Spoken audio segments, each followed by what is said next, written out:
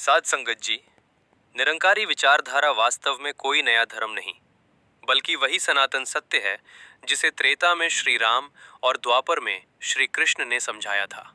जब हम रामायण और गीता की रोशनी में निरंकारी मिशन के ब्रह्म ज्ञान को देखते हैं, तो भक्ति का रंग और भी गहरा हो जाता है।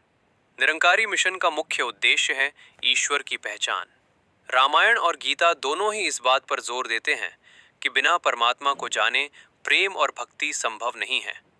गोस्वामी तुलसीदास जी ने रामचरितमानस में स्पष्ट लिखा है, जाने बिनु न होई प्रतीति, बिनु प्रतीति होई नहीं प्रीति, प्रीति बिना नहीं भक्ति दृढ़ाई, जिमि खगपति जल कै चिकनाई। निरंकारी मिशन इसी सूत्र को आधार मानता है। जब तक हम ईश्वर निरंकार को जानेंगे नहीं, तब तक उस पर विश्वास प्रतीति नहीं होगा, और बिना विश्वास के सच्चा प्रेम उत्पन्न नहीं हो सकता। जैसे पानी में तेल की बूंद नहीं घुलती, वैसे ही बिना ज्ञान के भक्ति हृदय में नहीं टिकती। सद्गुरु आज इसी निराकार का दर्शन कराकर हमारी भक्ति को दृढ़ करते हैं। भगवान श्री कृष्ण ने अर्जुन को युद्ध के मैदान में केवल बातें नहीं सुनाई थी, बल्कि अपना विराट रूप दिखाया था। गीता के 11वें अध्याय में भगवान कहते हैं, न तुमा शक्यसे द्रष्टुमनेनेव स्वचक्षुषा, दिव्यम ददामि ते चक्षु, पश्य मे योगमैश्वरम। अध्याय 11:1 श्लोक 8। तुम मुझे अपनी इन चर्म चक्षुओं सांसारिक आंखों से नहीं देख सकते, इसलिए मैं तुम्हें दिव्य चक्षु देता हूं। निरंकारी मिशन का ब्रह्म ज्ञान वही दिव्य चक्षु है। जैसे अर्जुन के सामने भगवान खड़े थे, पर वो उन्हें पहचान नहीं पा रहा था, वैसे ही ईश्वर हमारे अंग संग है, पर हम देख नहीं पाते। सद्गुरु जब ज्ञान की दृष्टि देते हैं, तब इस सर्वव्यापी निरंकार के दर्शन होते हैं। ये दिव्य दृष्टि ही निरंकारी विचारधारा की नींव है। रामायण में एक और सुंदर प्रसंग है, सिया राम मैं सब जग जानी, करहूं प्रणाम जोरि जुग पानी। एक निरंकारी भक्त जब किसी से मिलता है तो वो धन निरंकार कहता है और झुककर नमस्कार करता है।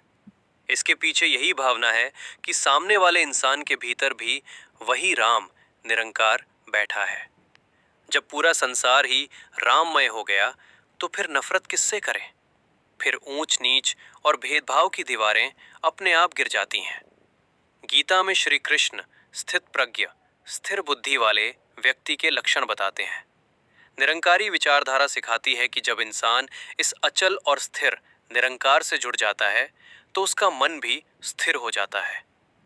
दुखेष्वनुद्विग्न मना, सुखेषु विगत स्पृहा। निरंकारी भक्त जानता है कि सुख और दुख दोनों ही उस प्रभु की रजा, इच्छा है।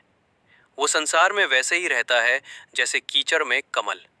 वो अपनी जिम्मेदारियां पूरी करता है, परिवार पालता है, लेकिन उसका मन हमेशा उस स्थिर परमात्मा से जुड़ा रहता है। कल्पना कीजिए उस क्षण की जब शबरी के आश्रम में राम आए थे। शबरी के पास ना कोई बड़ा ज्ञान था, ना कोई संपत्ति। उसके पास था तो बस इंतजार और प्रेम। निरंकारी सद्गुरु भी आज यही कहते हैं कि मुझे तुम्हारी चतुराई नहीं, तुम्हारा भोलापन और निष्कपट हृदय चाहिए। रामायण का त्याग, गीता का कर्म योग और निरंकारी मिशन का ब्रह्म ज्ञान, ये तीनों एक ही बिंदु पर मिलते हैं, और वो है अहंकार का विनाश।